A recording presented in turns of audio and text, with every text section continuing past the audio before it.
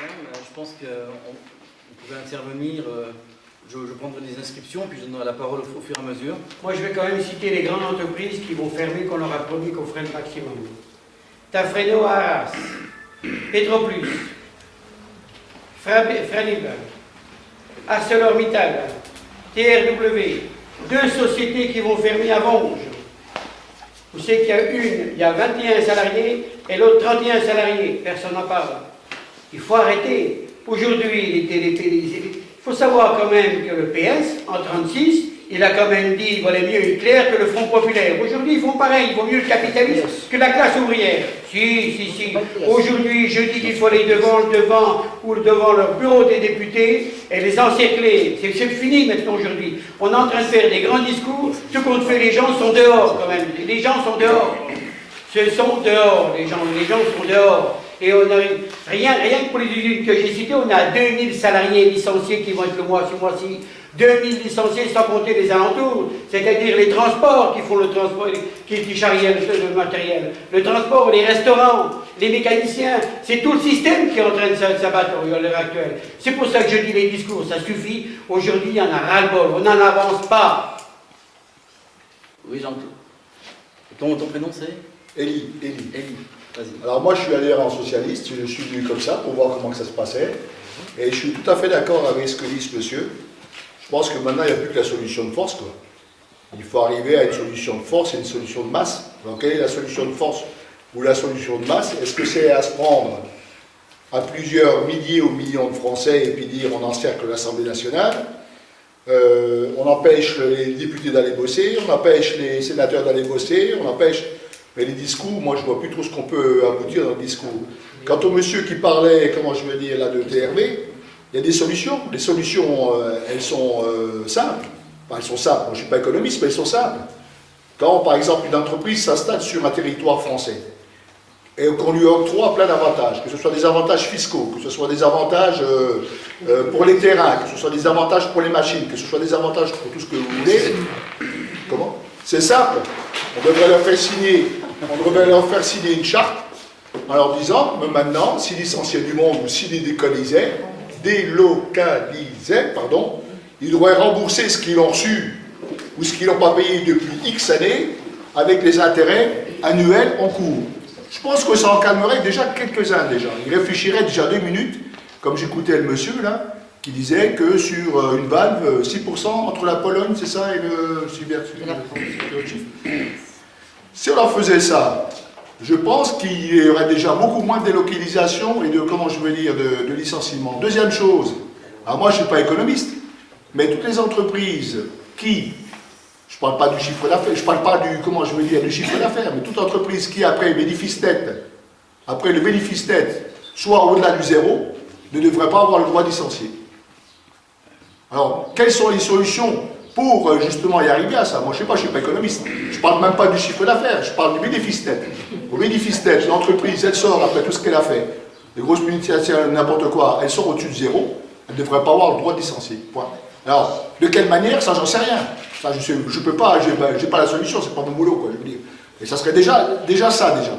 L'entreprise qui n'a plus de marché, qui est un petit entreprise qui licencie parce qu'elle n'a plus de marché, à la limite, je peux comprendre. Elle n'a plus de marché dans son secteur. C'est humain. Mais l'entreprise qui délocalise comme moi. Moi, ma femme a travaillé chez Amora avant. Bon, comment ça marchait chez Amora, qui était repris par une Unilever? Moi, ça marchait. Première année, on disait qu'il faut faire 10% de plus que l'année d'après. Et après, on disait qu'il faut faire 10% de plus que l'année d'après. L'année d'après, on disait qu'il faut aller faire encore 15% de plus. Au bout d'un moment, on n'y arrive plus. Alors, c'est pas que ça ne marchait plus, c'est qu'on n'a pas réussi, on a fait 9,5 à la place de faire 10. Je dis n'importe quoi, on a fait 9,5 à la place de faire 10. Donc, pour engraisser les actionnaires, gros actionnaires qui sont derrière, donc à la fin de l'année, on dit on licencie du monde parce qu'on n'a pas atteint l'objectif de 10, on n'a fait que 9. Alors ça, il faut arrêter, quoi. Il faut trouver des garde-fous contre ça. Quels sont-ils? Alors ça, je n'en sais absolument rien du tout. Et la deuxième chose que je vais dire, et puis j'en finis là-dessus, la deuxième chose que je vais dire, et j'en finis là-dessus, j'arrive pas à comprendre, comment je vais dire, le leader du Front de gauche, donc M. Jean-Luc Mélenchon, j'arrive pas à comprendre pourquoi il tape. Il a assez raison, je suis bien d'accord, pourquoi il tape à bras raccourcis sur ces, entre parenthèses, alliés que sont les socialistes, et qui tape pas un peu plus souvent, mais qui tape pas un peu plus souvent sur la droite, quoi, je veux dire. Hein, son fond de bataille, ça serait plutôt... Non, non, mais moi quand je l'entends, c'est systématiquement, et je trouve que ce monsieur, je suis désolé, hein, c'est votre leader, je trouve qu'on peut être... Non, non, non, mais c'est le patron du Front de Gauche, je suis désolé. On peut, comment je veux dire, être contestataire. Moi, je suis contestataire depuis que je suis tout petit. Hein, on peut être contestataire tout en étant élégant. Moi, des fois, ces discours, je trouve ça un petit peu, comment je veux dire, déplacé. On peut le dire, mais d'une manière un peu moins virulente, et puis voilà, c'est tout. Moi, ça me dépasse un petit peu, quoi. Je ne dis pas que ces idées ne sont pas bonnes, ces idées sont sûrement très bonnes, mais je pense qu'il devrait de temps en temps faire les mêmes remarques, mais du côté de la droite. Ça pourrait être bien aussi. La droite, il ne tape jamais sur la droite. Moi, je n'ai jamais entendu faire de reproches sur la droite. C'est quand même c'est le principal adversaire du Front de Gauche, que je sache, à moins que je sois bête. Normalement, c'est la droite. Ou alors, j'ai rien compris. J'ai peut-être rien compris. La bataille d'Hénin-Beaumont, c'était pas mal quand même. Comment? La bataille Hénin-Beaumont, c'était quand même pas mal. Oui, tout à fait. Non, mais tout à fait. Non, d'accord. D'accord. Mais de temps en temps, il faudrait peut-être un petit peu prendre de l'autre côté. Ça pourrait être sympa. Je prends toutes les inscriptions, c'est pour ça que non, mais je t'en prie. je prenais une inscription. Je t'en prie. C'est à toi. Non, moi je veux simplement rétablir, parce qu'il y a des discours qui n'ont pas dû être entendus. Il n'y a pas de problème. Sarkozy, donc la politique de droite, elle a été condamnée par Mélenchon. Et il ne faut pas oublier que Mélenchon, c'est le président du Front de Gauche, mais dans le Front de Gauche, il y a plusieurs partis. Et là, il n'y a pas de parti socialiste. Un parti de gauche. Oui, mais j'ai dit le Front de Gauche. Non, il n'y a pas de président. Il n'y a pas de président au parti du Front de Gauche. Oui, non, non. C'est vrai, oui. Excuse-moi. Oui, bon. Il y en a ceux qui le disent. Je veux bien. Je comprends. Ouais, enfin bon, je joue sur les mots, dame, oui, on a compris ce qu'elle veut dire, quoi. Je dis hélas. On a dit ce qu'on a compris ce qu'elle veut dire, quoi. Le Parti socialiste, il n'est pas là dans les alliés. Et c'est d'ailleurs qu'on peut. C'est ce qu'on essaye justement de faire, c'est que certains socialistes ne peuvent pas se retrouver dans la politique socialiste d'aujourd'hui. Ouais, bon, enfin, Mélenchon a appelé à voter au deuxième tour pour Hollande. Ben, parce que ça. Parce qu'on c'était contre Sarkozy. Une personne à la fois. Une Donc personne à la je pense fois. qu'il est quand même plus Mélenchon à gauche qu'à droite. C'est hélas personne. la Il est plus à coutume. gauche qu'à droite, Mélenchon. je Une pense. personne à la fois. C'est hélas la coutume qu'on demande à la généralité des gens, enfin aux votants, de voter pour quelqu'un qui se dit social, et je dis bien qui se dit socialiste. Voilà. Bon, ceci dit, je vous dis tout de suite que moi, je n'ai pas voté. J'ai voté une seule fois socialiste quand j'ai été candidate au Conseil général et que j'ai appelé les gens qui avaient voté pour moi de voter socialiste. Et j'ai dit, je ne peux pas demander aux gens, parce que là, c'est pareil que le cas de Mélenchon, je ne peux pas demander aux gens de voter socialiste et moi pas le faire. Pour le camarade bon, à qui j'ai d'ailleurs dit qu'avec les idées qu'il défendait, parce qu'il reprenait les miennes, je lui ai dit c'est pas au Parti socialiste qu'il faudrait, mais au Parti communiste. Bon, ceci dit, on ne peut pas, le programme du Front de Gauche, il reste valable. Donc, moi je pense que c'est là-dessus qu'il faut aussi, c'est la base qu'il faut reprendre et qu'on peut redévelopper. Moi, j'avais été un peu ennuyée parce qu'on ne parlait pas de faire disparaître la bourse. Et finalement, en discutant, en réfléchissant, la bourse, elle s'éteindra toute seule le jour où on décidera que, par exemple, les actions seront rémunérées au taux du livret A. Et voilà, parce qu'on est en train encore de dire que le livret A, le taux va baisser. Alors là aussi, il faut un peu que ça s'arrête. Alors, automatiquement, le livret A, il remontera et les actions baisseront. Parce qu'attention, il faut quand même expliquer quelque chose sur les actions. Les actions, elles correspondent à une division du capital. On est bien d'accord. Ce qui fait qu'aujourd'hui, quand la bourse dit qu'une action de 100 € devient 150, il devrait y avoir une assemblée générale extraordinaire des actionnaires pour revaloriser le capital. Ça, vous ne le voyez jamais, vous ne le voyez pas non plus dans l'autre sens. Et ce que monsieur disait tout à l'heure, on en a déjà parlé, les imprimés qui sont faits par le ministère des Finances, on est dirigé par la droite, il n'y a pas de problème. Bon, ces imprimés sont très mal faits. Ce qui fait que vous arrivez à retrouver des entreprises qui, en majorité, sont en déficit et on rémunère quand même les actionnaires. Ça, on n'a jamais réussi non plus à me l'expliquer. Moi, je les connais suffisamment, les papiers, parce qu'on a défendu assez des gens qui étaient licenciés pour motif économique. D'ailleurs, on ne nous les donne plus maintenant, hein, quand il y a ça. Vous ne voyez plus, on ne vous donne plus les papiers qui sont donnés au ministère des Finances pour les impôts. Donc, on comprend que ces entreprises ne payent pas d'impôts, mais normalement, elles ne devraient pas non plus rémunérer leurs actionnaires. Et là, c'est aussi une aberration. Et ça, c'est des choses qu'il faut qu'on explique aux gens. Malheureusement, on n'apprend pas ça à l'école. Voilà, qu'est-ce que vous voulez dire?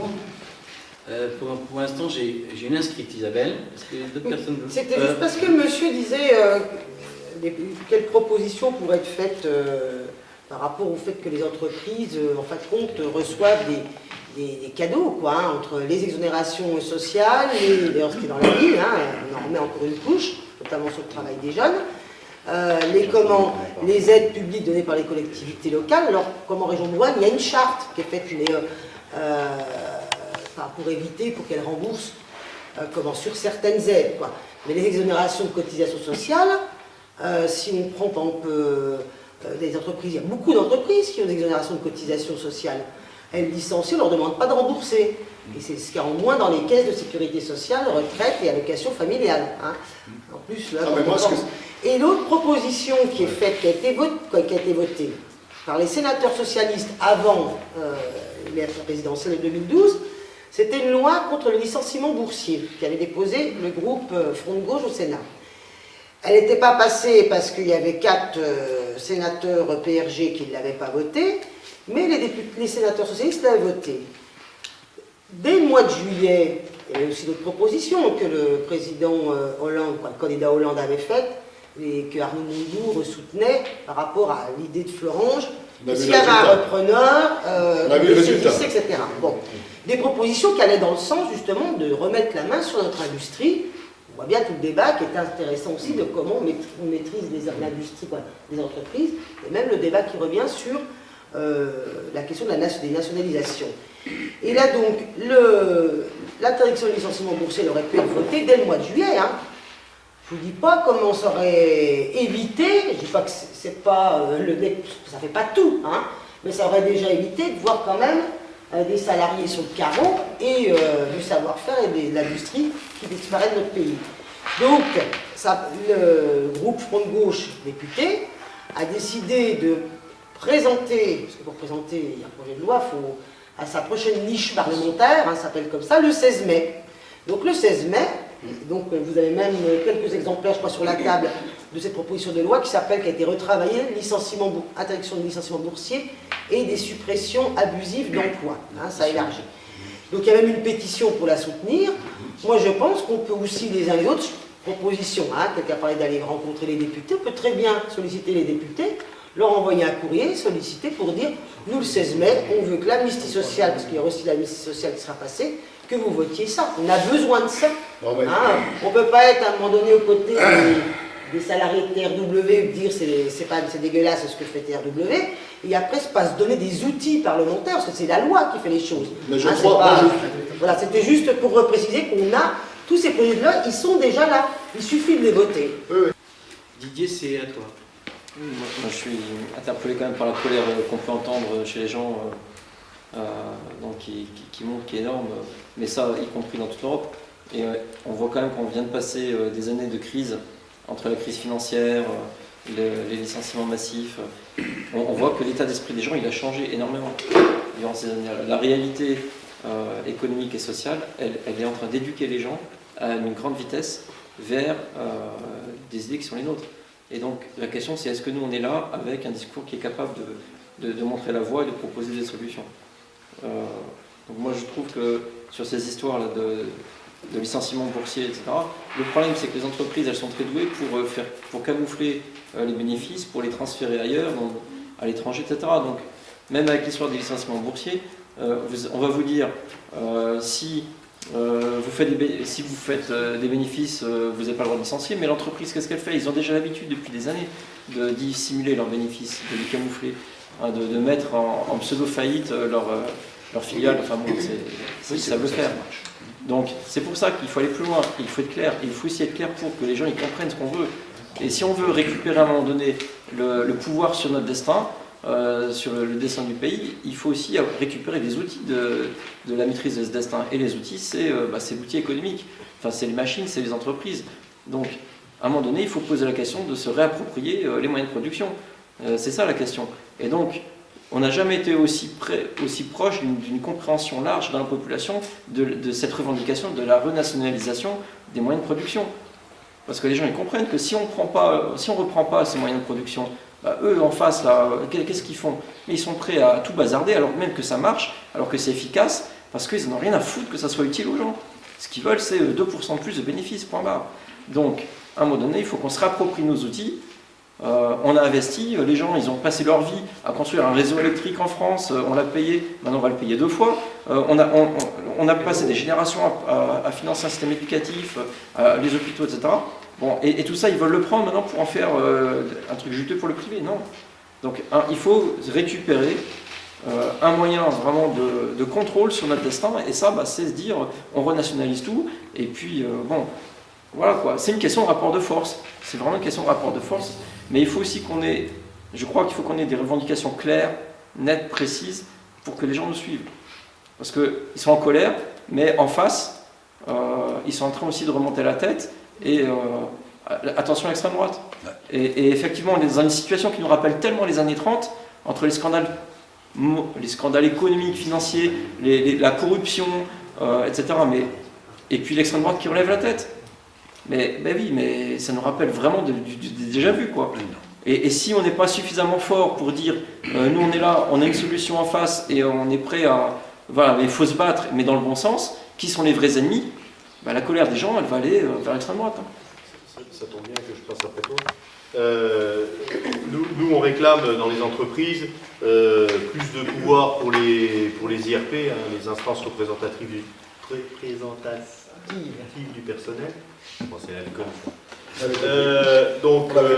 Comité d'entreprise, délégué du personnel, comité d'hygiène et de sécurité au travail. Toutes ces instances ont acquis du pouvoir, du savoir, savent s'appuyer sur les textes du Code du travail, savent faire appel à de nombreux cabinets d'experts qui sont capables de les aider à voir clair, parce qu'on n'est pas tous financiers, on n'est pas tous capables de lire un bilan, mais ces experts-là sont capables de voir les petites subtilités qui permettraient aux entreprises de cacher certaines choses, et c'est une demande de la CGT de permettre au comité d'entreprise d'avoir un droit de veto. C'est-à-dire quand on consulte le comité d'entreprise pour faire quelque chose, qui répondent oui, non, peut-être, le patron il fait ce qu'il veut. Alors que les salariés sont à la merci des décisions qui sont prises par le patron. Donc quand il y a quelque chose qui alerte le comité d'entreprise, il devrait pouvoir dire attendez, on étudie le problème ensemble, parce que le patron reste quand même le patron, et on voit s'il y a quelque chose, une autre solution que la solution de la délocalisation, du licenciement, du changement ou pas de technologie, etc. Juste un tout petit mot sur l'ANI, l'accord national interprofessionnel, lui supprime tout ça. C'est-à-dire que TRW, dans le cas de l'ANI, c'est même plus la peine de discuter. Le patron, il vous dit, moi, je gagne plus d'argent ici, toi, tu vas travailler là-bas, ça t'intéresse pas, tu dégages. Tu as droit à ton conventionnel. Alors, le conventionnel, nous, dans la métallurgie, c'est 1/10 de mois de salaire par année d'ancienneté. C'est-à-dire que tu as 10 ans d'ancienneté, tu prends 1 mois de salaire. Et tes congés payés, et puis, va voir ailleurs, si bien sûr. Je ne pense pas que c'est ce que nous voulons. Donc il y a Jackie, qui parle pour un peu. Allez, Jackie.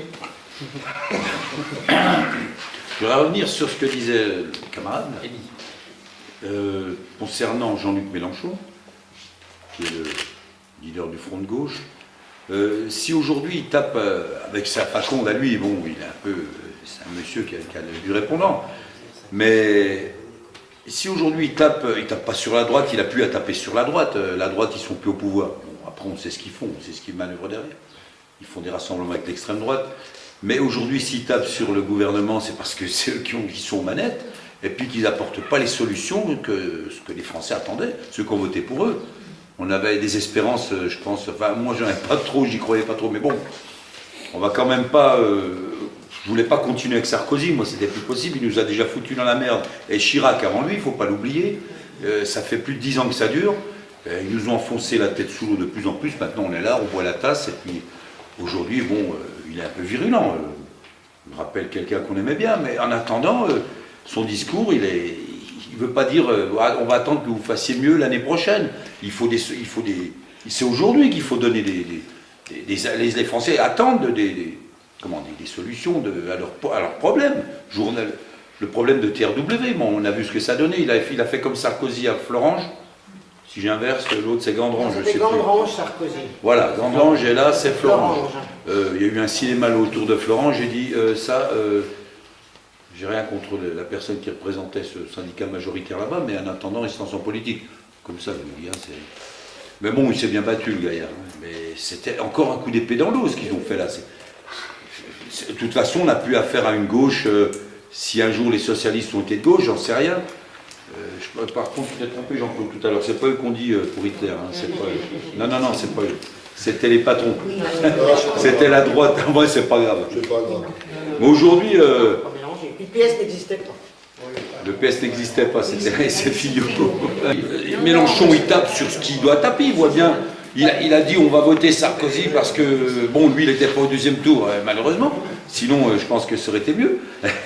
Ben, maintenant, il faut absolument qu'il y ait des gens comme lui qui s'emparent, et puis le PC, qui prennent le taureau par les cornes en disant, messieurs les socialistes, vous avez le pouvoir, vous avez la majorité au Sénat, à l'Assemblée nationale, il y a des revendications, il faudra peut-être qu'on nous écoute. Aujourd'hui, un coup, on prévoit une loi, le lendemain, on change d'avis. Il y a eu combien de reculs de ce genre depuis un bout de temps? Il fait que ça. Après, il intervient, on a fait fermer la gueule, excusez-moi du peu, mais du vocabulaire. À Montebourg, il commence à l'ouvrir, il faut nationaliser temporairement, il disait. Ça s'est fait en Normandie, hein, par un conseil régional. Quelques jours. De gauche. Hein. Il nationalise le temps de revoir... La Constitution ne permet pas. Mais attends, en tout cas, ils l'ont fait. Ils l'ont fait. En attendant, c'est un essai peut-être, mais et pourquoi pas? Et puis alors aujourd'hui, le mot nationaliser, comme si c'était un truc, on n'a pas le droit de nationaliser, mais pourquoi on n'aurait pas le droit de nationaliser? Quand il y a moi je travaillais dans la boîte où j'étais avant, quand ils ont été nationalisés en 81, c'était Saint-Gobain, ils étaient nationalisés, jamais la boîte ne s'est portée aussi bien, Saint-Gobain. Hein. Quand même, nous on était tout petits au milieu, le groupe Socarm en attendant, ils nous investissaient que dalle en plus Saint-Gobain là-dedans, ils ne mettaient pas une thune, hein. Mais ils gagnaient de l'argent quand même. Alors ils ont bénéficié des deniers de l'État à l'époque, et aujourd'hui on dit nationaliser. Oh non, je vous jure que dans mon village, on parle de ça, on me regarde comme ça.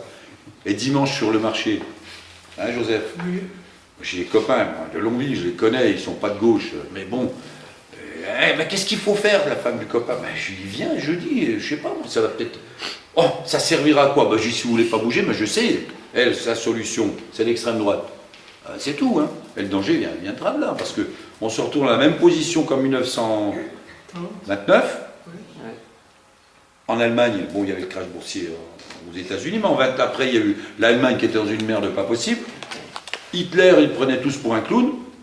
Il représentait, je crois, 13%, je crois, au début. Hein, en attendant, il arrivait au pouvoir avec 22%, c'est tout. Et les autres ont suivi. Hein. Alors le danger, il est grave si on commence à... Je trouve qu'avec la virulence... Mais j'adore la virulence de Mélenchon. Avec la virulence de Mélenchon, il y a des gens maintenant qui sont prêts à faire revenir Sarkozy. Eh bien si. Mais je m'excuse, attends, je finis là-dessus. La virulence de Mélenchon, si on est là, on attend, si personne l'ouvre comme ça, moi quand j'étais dans mon syndicat, mais j'avais de la gueule, parce que si on attend comme ça devant le patron, si on ne l'ouvre pas, l'autre il se frise tranquillement, il attend, et on est tranquille avec des délégués comme ça, hein, Christophe. Hollande est nul, il faut qu'on fasse revenir Sarkozy. Il ne cherche pas plus. Non. Je pense qu'il faut discuter, il faut élargir son audio de son auditoire, mais... Je vais être très clair, parce que le front de gauche, c'est vrai que c'est une alliance, c'est un front, mais dans le front de gauche, il y a plusieurs organisations. Il y a, en citer quelques-unes, il y a le Parti communiste, il y a évidemment le parti de gauche de Mélenchon, il y a la gauche anticapitaliste, il y a la gauche unitaire, il y a la phase, etc. Donc c'est vrai que le Front de gauche, tout le monde, on est d'accord sur un certain nombre d'objectifs et sur le fond, sur un programme qu'on a, qui est l'humain d'abord, mais après on peut avoir des divergences peut-être sur la manière de faire, sur les appréciations ou certains mots d'ordre qu'on pourrait avancer. Par exemple, pourquoi pas par rapport au 5, même si on est tous d'accord que par rapport au 5, il faut manifester à Paris, Bastille Nation, mais bon, par exemple, le coup de balai, moi, bon, ce serait peut-être à nuancer. En tout cas, ce que dit le Parti communiste sur la question, c'est plus la main tendue que le coup de poing. Qu'on soit clair, là-dessus c'est vrai qu'on n'est pas forcément exactement sur le même terrain de la manière dont Jean-Luc Mélenchon intervient. Ça c'est mon opinion personnelle en tant que membre du Parti communiste. Mais à partir de là, c'est vrai qu'il faut clarifier, il n'y a pas de président du Front de gauche, ça n'existe pas, il n'y a pas de titre même honorifique, je dirais. Hein.